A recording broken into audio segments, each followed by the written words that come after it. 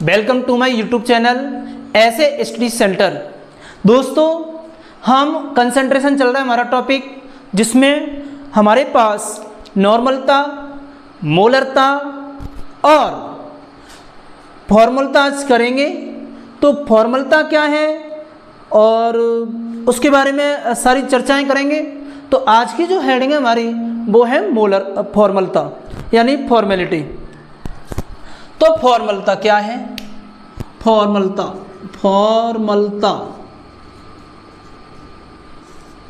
यानी formality.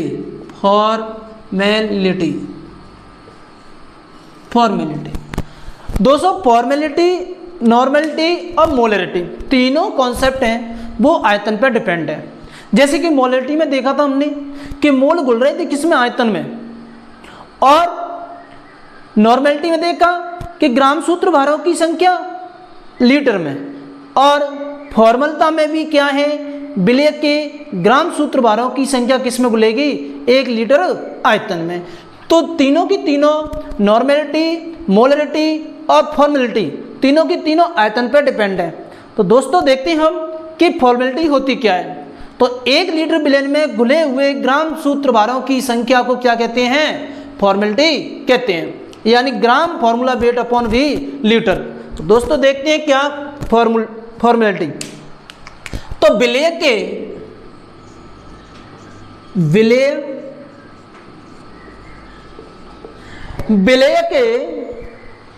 1 litre या 1 litre विलेय में 1 लीटर विलेय में 1 लीटर विलेय में 1 लीटर विलेय में घुले हुए 1 लीटर विलेय में घुले हुए विलेय के ग्राम सूत्र भारों की संख्या 1 लीटर विलेय में घुले हुए विलेय के ग्राम सूत्र भारों की संख्या, ग्राम सूत्र भारों की संख्या को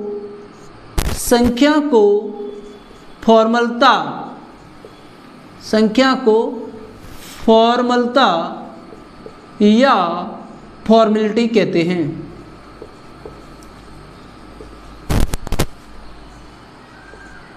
एक लीटर विलेय में 1 लीटर विलेय में घुले हुए विलेय के ग्राम सूत्र भारों की संख्या को क्या कहते हैं? फॉर्मलता कहते हैं।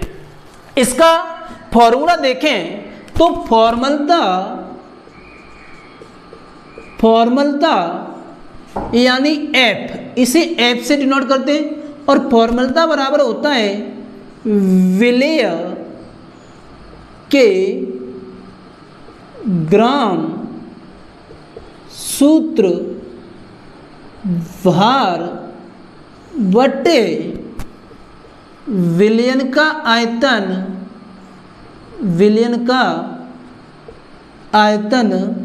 लीटर में, विलेय का आयतन लीटर में। तो ये होता है फॉर्मलता का फॉर्मूला, विलेय के ग्राम सूत्र भार बटे विलेय का आयतन लीटर में। इसको दूसरी प्रकार से लिखा जाए तो gram formula weight upon V litre, gram formula weight upon B litre. हम जानते हैं कि N बराबर वेट बाई मॉलिक्यूलर वेट होता है। N बराबर वेट बाई मॉलिक्यूलर वेट, यानी मोल बराबर द्रव्यमान बट्टे मोलर द्रव्यमान। उसी प्रकार से फॉर्मूला वेट बराबर ग्राम फॉर्मूला वेट बराबर होता है वेट बाई फॉर्मूला वेट। तो अब हम ग्राम फॉर्मूला वेट की जगह क्या रख सकते हैं? Weight by formula weight. तो दोस्तों F बराबर weight upon formula weight into 1/, V litre. B litre को BML में कन्वर्ट करेंगे तो कुछ इस प्रकार से फॉर्मूला बनेगा आपका कि wait upon formula weight into 1000 बटे वी लीटर। तो ये हो गया आपके पास फॉर्मेलिटी। यहाँ से आप क्या निकाल सकते हो, फॉर्मेलिटी। आपको पता है फॉर्मेलिटी होती है और उसमें फॉर्मूला वेट आ रहा है, एक आ रहा है FW। फॉर्मूला वेट बराबर होता है मॉलिक्यूलर वेट। फॉर्मूला वेट बराबर क्या होता है, मॉलिक्यूलर वेट। और जब फॉर्मूला वेट मॉलिक्यूलर वेट के बराबर है तो तब हमारे पास नॉर्मेलिटी बराबर मोलैरिटी, नॉर्मलिटी बराबर मोलैरिटी बराबर फॉर्मेलिटी, तीनों की तीनों कैसी होंगी भाई साहब, बराबर हो जाएंगी।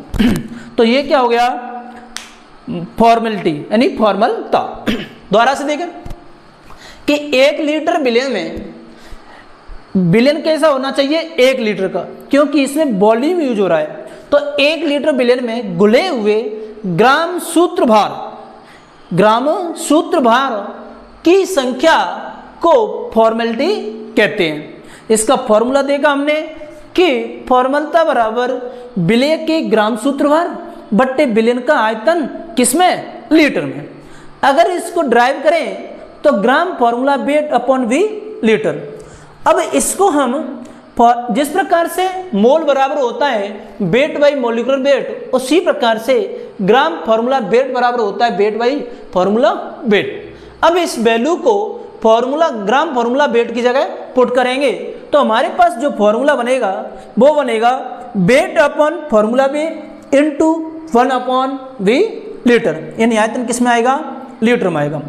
उसके बाद लीटर में नहीं दे रखी है आयतन, आयतन लीटर में नहीं दे रखा है, आयतन दे रखा है ml में। तो जब फॉर्मूला कौन सा लगेगा, तो तब हमारा फॉर्मूला लगेगा wait upon formula weight into 1000 upon VML, VML। कौन सा फॉर्मूला लगेगा, VML। और जब फॉर्मूला वेट बराबर हो मॉलिक्यूलर वेट के, फॉर्मूला वेट है वो बराबर हो मॉलिक्यूलर वेट के, तो तब हमारे पास जो नॉर्मलिटी यानी नॉर्मलता, मोलरता और फॉर्मलता तीनों कैसी होंगी भाई साहब, बराबर होंगी। ठीक है, तो इस प्रकार से हमारे क्या होगी भाई साहब, फॉर्मेलिटी। इसके बाद देखते हैं हम मोललता या मोलैलिटी। तो दोस्तों, हाँ दोस्तों, आपको फॉर्मेलिटी अच्छी लगी हो तो इसके बारे में आप कमेंट दें और चैनल को सब्सक्राइब करें और अधिक से अधिक शेयर करें, और जिससे आप लोगों के अलावा भी आपके यार दोस्त भी इस पढ़ाई का भी लाभ उठा सकें। तो दोस्तों, इसके बाद फॉर्मेलिटी हो गई और फॉर्मेलिटी के बाद चलती है मोलैलिटी, क्योंकि लास्ट टॉपिक हमारा वही बचा है, कौन सा, मोलैलिटी। हमारा हो गया है नॉर्मलता, हो गया मोलरता, हो गया फॉर्मलता, हो गया और चलता है अब मोलैलिटी। ये तीनों की तीनों टॉपिक थे वो आयतन से डिपेंड थे। अब चलते हैं जो मोलैलिटी है वो डिफरेंट है, वेट से संबंधित है।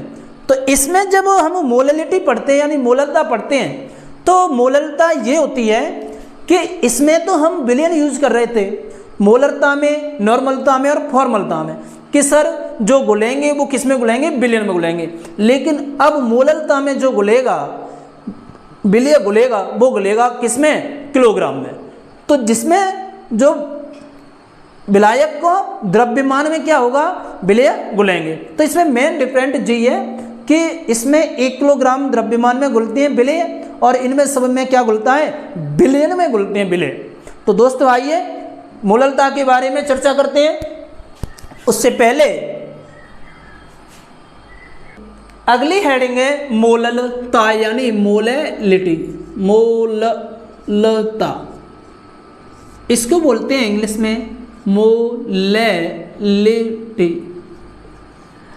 इसको स्मॉल m से शो करते हैं जबकि मोलरता को कैपिटल M से शो करते हैं। ये ध्यान रखने योग्य बात है इसमें। तो दोस्तों मोलरता क्या होती है पहले मैंने बता दिया है फिर भी सुन लो कि जब विलेय और विलेय होता है, विलेय के जो विलेय होता है वो विलायक में घुला होता है, यानी 1000 ग्राम विलायक में उपस्थित विलेय की मात्रा उस विलयन की क्या कहलाती है, मोललता या मोललिटी कहलाती है। हम इसकी परिभाषा देखते हैं। परिभाषा क्या है, तो 1000 ग्राम विलायक में 1000 ग्राम, कोष्टक में लिख लेते हैं 1 किलोग्राम। 1000 ग्राम विलायक में 1000 ग्राम विलायक में उपस्थित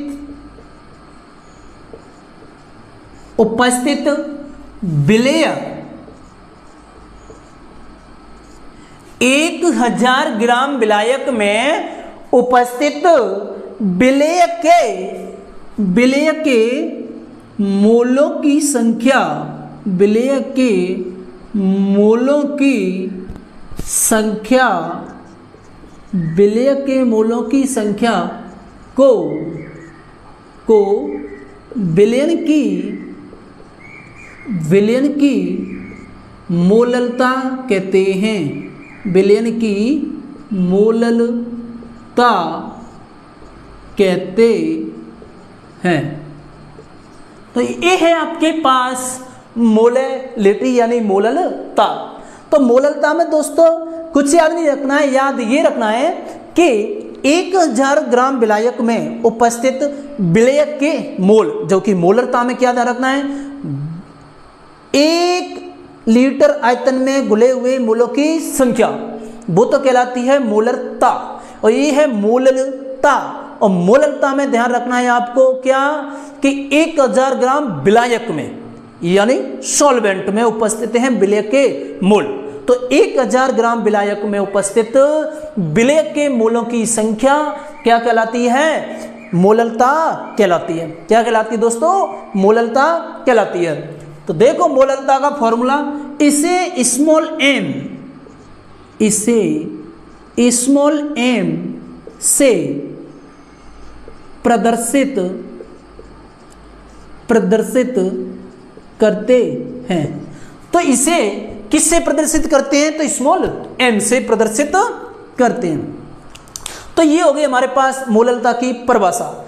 इसके बाद आते हैं मोललता का फॉर्मूला क्या है, मोललता को किस प्रकार से ड्राइव कर सकते हैं। तो दोस्तों देखते हैं मोललता का फॉर्मूला। तो स्मॉल m बराबर विलेय के मोल, किसके मोल, विलेय के मोल, और विलेय के मोल बट्टे विलायक का द्रव्यमान, विलायक का द्रव्यमान,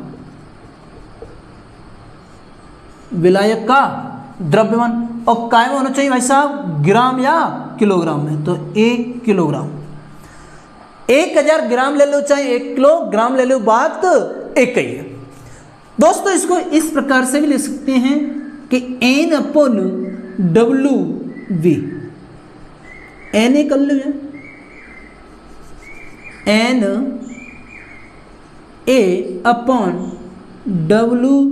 Na/W, जी क्या है आपके पास, मोललता।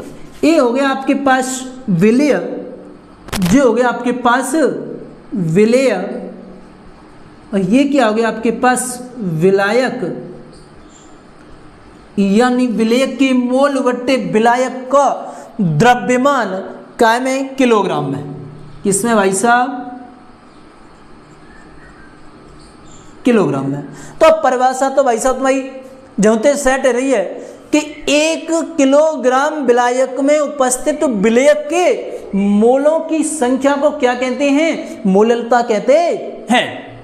अब इसे फॉर्मूले को हम इस प्रकार से डिनोट कर सकते हैं कि कैपिटल M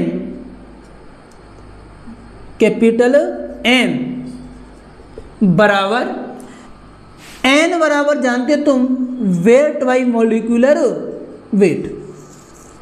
तो N की वैल्यू हम रखें यहाँ, तो वेट A यानी ये सॉल्यूट यानी विलेय के मोल है, तो वेट ए अपॉन मॉलिक्यूलर वेट ए इंटू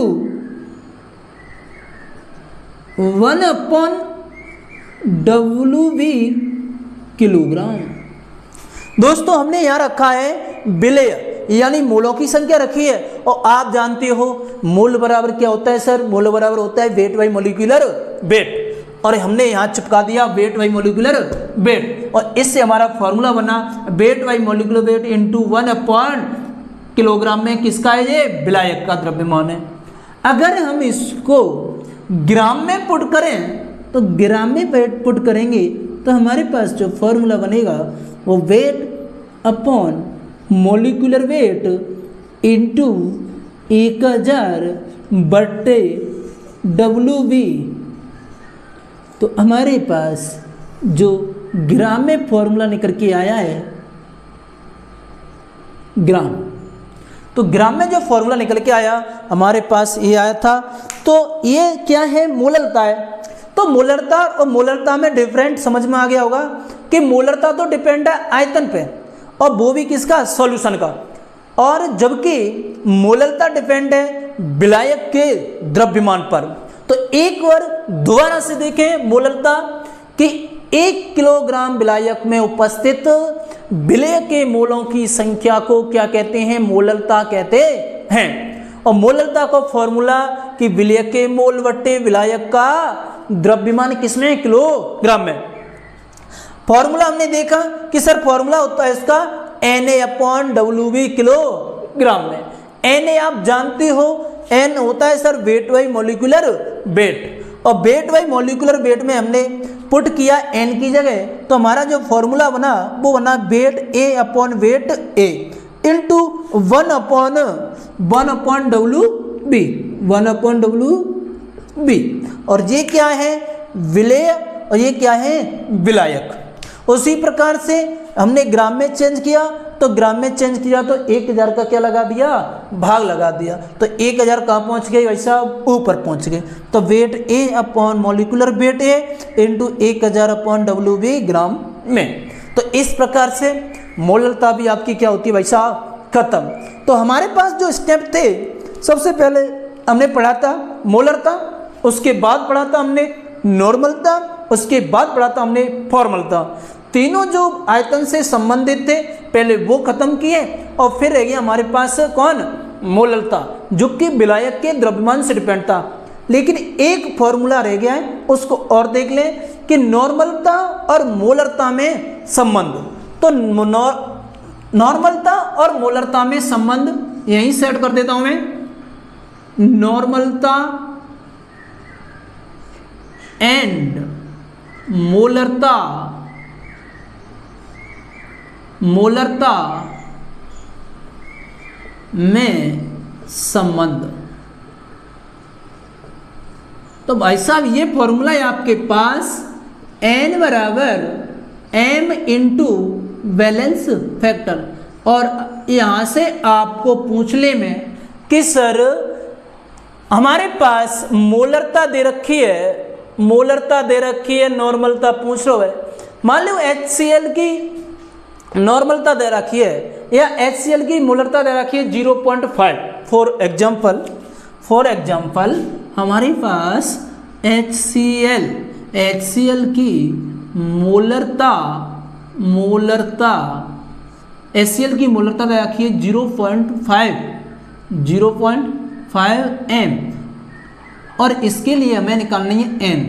तो हम जानते हैं m दे रखी है 0.5 कितनी दे रखी है 0.5 इंटू बैलेंस फैक्टर। मैंने आपको बताया था कि HCl है यानी एसिड है, और एसिड जितनी H धनायन निकालेगा, जितने H धनायन निकालेगा वही उसका क्या कहलाएगा, बैलेंस फैक्टर कहलाएगा। तो यहाँ पे जो HCl है वो कितने H धनायन दे रहा है, 1 दे रहा है, तो इसका जो बैलेंस फैक्टर होगा वो कितना होगा, 1। तो हमने लगाया 1। तो सर इसका जो नॉर्मलिटी आई वो तो सेम आई है 0.5।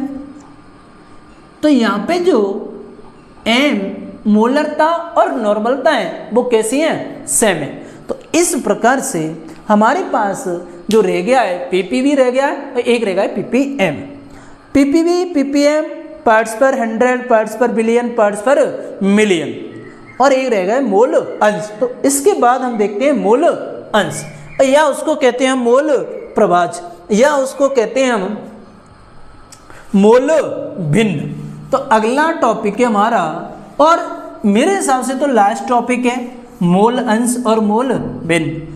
पार्ट्स पर बिलियन है और पार्ट्स पर बिलियन है, या तो फुल फॉर्म याद कर लो, नहीं तो मैं उसको ड्राइव कर ही दूंगा। यहाँ पे पूरा ही दे रहे हैं भाई साहब हम, यहाँ पे बिल्कुल एकदम कुछ भी नहीं छोड़ रहे हैं, पूरी एनसीईआरटी करा रहे हैं। तो इसलिए आप अपने हस्तलिखित नोट्स बनाएं, अपने जितने अच्छे नोट्स होंगे तुम्हें उतना ही अच्छा पढ़ने में मज़ा आएगा, क्योंकि खुद के नोट्स ही हमारी समझ में आते हैं।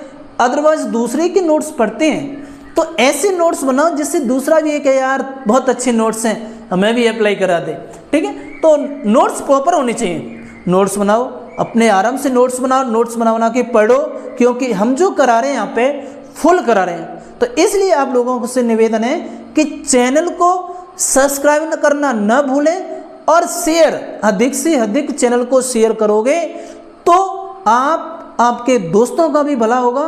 तो अच्छे से इस प्रकार से पढ़ाई करो जैसे कि मतलब पूरी 17वीं क्लास चलेगी। ये नहीं है कि महीना 2 महीना निकाल दिए और करा दिया और हट गए, नो, पूरा कोर्स होगा। पेपर टाइम पर प्रीवियस ईयर क्वेश्चन कराए जाएंगे, सारे के सारे पेपर हल कराए जाएंगे 2000 से लेके अब तक। तो वहाँ पे पीवाईक्यू सॉल्यूशन होगा, 1 महीने के अंदर पीवाईक्यू चलेंगे। एक पेपर होगा वो रोजाना होगा रहेगा। तो इस प्रकार से पढ़ाई करो। अधिक क्वेश्चन पीवाईक्यू से आते हैं, आप लोगों को पता होगा, तो पीवाईक्यू पर ध्यान दें। तो अगली हेडिंग देखते हैं हम मोल अंश या मोल प्रभाज। तो मोललता के बाद में देखते हैं मोल अंश। तो मोल अंश को ही कहते हैं हम मोल प्रभाज, मोल अंश, और मोल अंश को ही कहते हैं मोल प्रभाज, मोल प्रभाज, और मोल प्रभाज को ही कहते हैं मोल भिन्न, मोल भिन्न, मोल भिन्न, और इंग्लिश में बोलते हैं मोल फ्रैक्शन। तो हमारा टॉपिक है मोल अंश या मोल भिन्न या मोल प्रभाज। सर ये क्या होता है दोस्तों? हम कोई सॉल्यूशन या विलयन बनाते हैं तो उस विलयन में हम एक या दो द्विअंगी विलयन होते हैं। तो एक पदार्थ से विलयन बने वैसे रहा तो हम लेते हैं द्विअंगी विलयन, और खास करके इस बुक के अंदर हमें बाइनरी सॉल्यूशन यानी द्विअंगी विलयन पर ही विचार करना है, पूरा का पूरा द्विअंगी विलयन ही पढ़ना है। तो हम एक द्विअंगी विलयन लेते हैं और हमारे पास एक द्विअंगी विलयन है ये वाला। तो इसमें 2 कंपोनेंट हैं, कंपोनेंट ए और कंपोनेंट बी। ठीक है भाई साहब, कंपोनेंट से ए है यानी अवयव ए है, अवयव ए का जो मोल है मोल वो है एन ए, और बी के जो मोल है वो है एन बी। निकालना हमें क्या है? मोल भिन्न या मोल फ्रैक्शन। ठीक है, तो हम देखते हैं मोल भिन्न बराबर मोल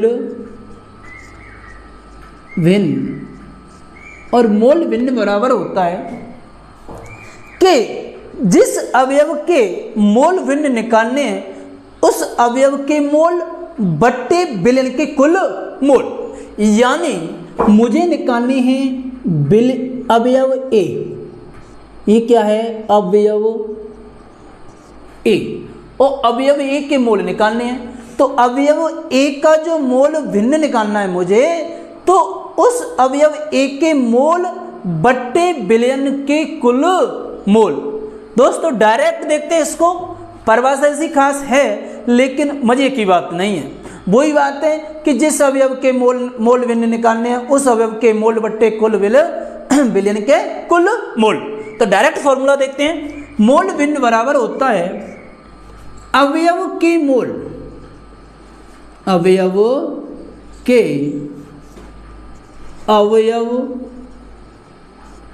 के मोल, अवयव के मोल बट्टे विलयन के कुल मोल, विलयन के कुल मोल, विलयन के कुल मोल। दोस्तों मैं अवयव ए के मोल विलयन निकालता हूं, तो देखो अवयव ए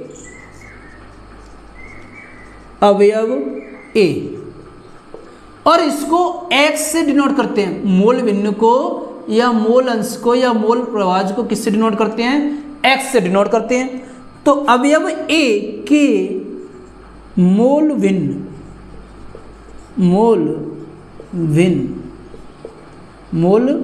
भिन्न x से बराबर होता है अवयव a के मोल यानी Na बट्टे विलयन के कुल मोल, और विलयन के कुल मोल कौन से हैं, Na और प्लस Nv।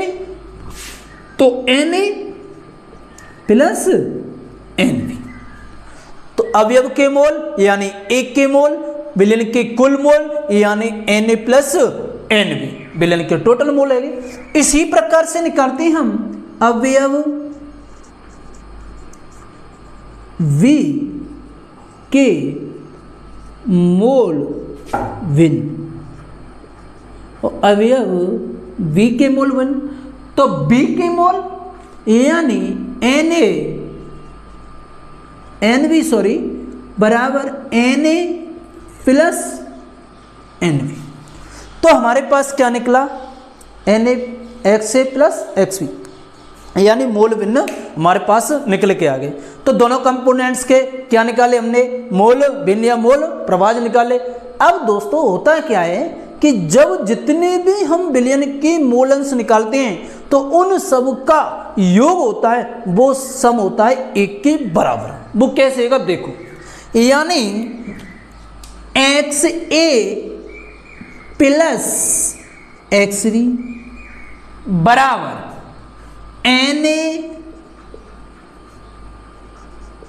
Na बट्टे Na plus Nv, Na plus Nv plus Nv Na plus Nv,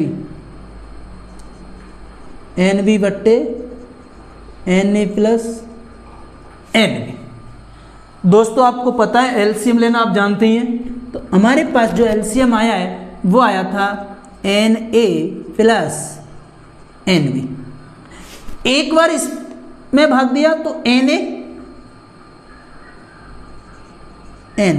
plus एक बार इसमें दिया तो Nv, XA प्लस XV। दोस्तों इससे कैंसिल आउट, और कितनी बार हो गया, एक। तो मैंने कहा था XA प्लस XV बराबर एक। यही बात कही थी मैंने कि जितने भी विलयन में अवयव होते हैं उन सब का मोल अंश होता है वो एक के बराबर होता है, और यही बात हमारे पास निकल के आई है।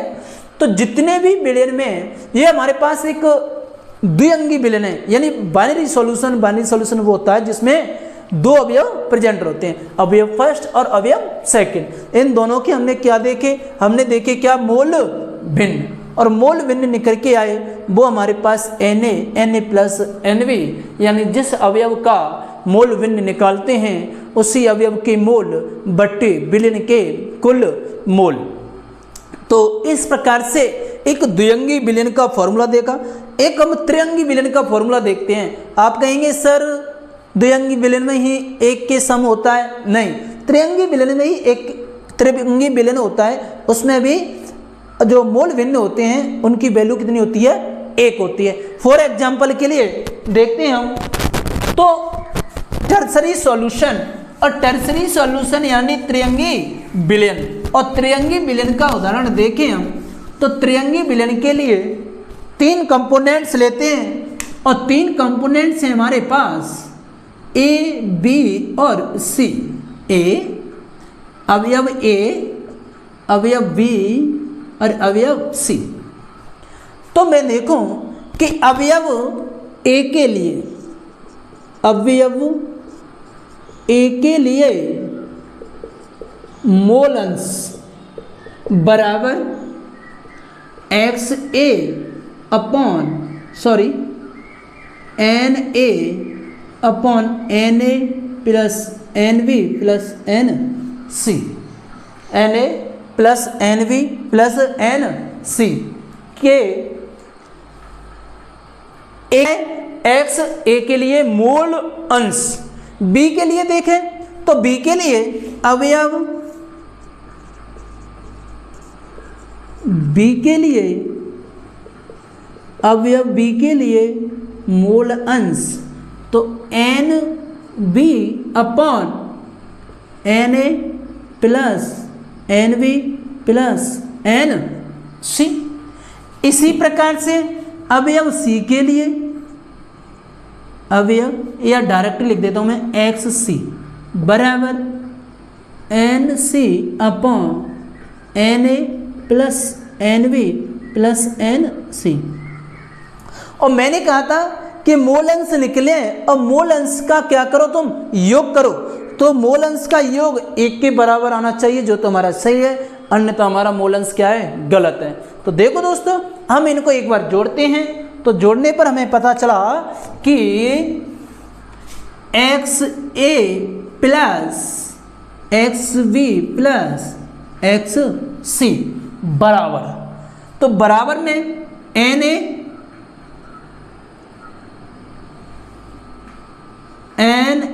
Upon N A plus N B plus N C plus N B upon N A plus N B plus N C plus N C upon N A plus N B plus N C. दोस्तों, इनका जो LCM आता है वो आता है हमारे पास N A plus N B plus N C. तो एक बार इसमें दो तो हमारे पास आता है एन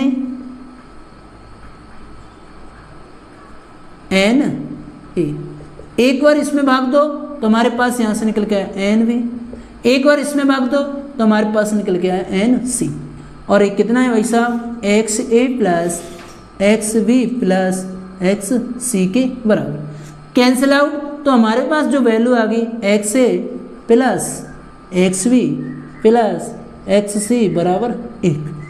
तो यही बात बोली थी कि मोल अंश या मोल भिन्न मोल प्रभाज कितने भी कंपोनेंट्स का निकालोगे आप, चाहे बाइनरी सॉल्यूशन हो चाहे टर्सरी सॉल्यूशन, उनमें मोल भिन्न की वैल्यू आएगी, वो कितनी आएगी, 1 आएगी। तो इस प्रकार से हमारे जो मोलरता, नॉर्मलता, फॉर्मलता और मोलरता और मोल अंश कंप्लीट होते हैं दोस्तों। एक बचा है पीपीबी, पीपीएम और पीपीएच। तो पीपीएच का फुल फॉर्म ये है पार्ट्स पर 100, और पीपीएम की फुल फॉर्म है पार्ट्स पर मिलियन, और पीपीबी की है पार्ट्स पर बिलियन। तो यहाँ से अगर क्वेश्चन आता है तो मैंने आयतन और द्रव्यमान वाले चैप्टर करा दिए। सेम कंडीशन हुई है, बस पीपीएच की जगह 10⁻² लगानी है, यानी बिलिय की मोल या बिलिय बट्टे बिलियन इंटू 100। और पीपीबी आ जाए तो 10⁻6 लगानी है, और पीपीएम आ जाए तो 10⁻9 लगानी है। तो इस प्रकार से हमारा जो कंसंट्रेशन का स्टेप था वो ख़त्म हुआ। तो दोस्तों, कल हमारा न्यू टॉपिक स्टार्ट होगा सॉल्युबिलिटी, और सॉल्युबिलिटी के साथ यानी ठोसों की द्रव में विलेयता, द्रव की द्रव में विलेयता, द्रव की गैस में विलेयता, ये सारे टॉपिक कराएंगे। तो उससे पहले thank you so much, channel को सब्सक्राइब करो और अपने यार दोस्तों के लिए शेयर करो। थैंक यू सो मच, आज के लिए काफ़ी।